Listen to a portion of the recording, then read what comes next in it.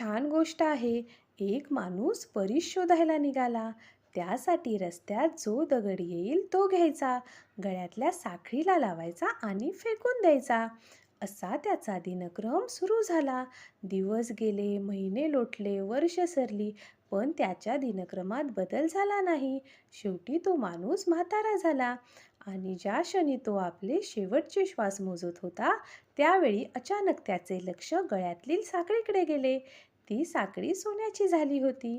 दगड घ्यायचा, साखळीला लावायचा आणि फेकून द्यायचा. या नादात त्याचे साखळीकडे लक्ष गेले नाही. तात्पर्य: प्रत्येकाच्या जीवनात एकदा तरी परीस येत असतो. कधी आई वडिलाच्या रूपाने, कधी बहीण भावाच्या नात्याने, तर कधी मित्रमैत्रिणीच्या नात्याने. कोणत्या ना कोणत्या रूपात तो आपल्याला भेटत असतो. आपल्यातल्या लोखंडाचे सोने करीत असतो. आपण जे काही असतो किंवा बनतो त्यात त्याचा बराच हातभार असतो.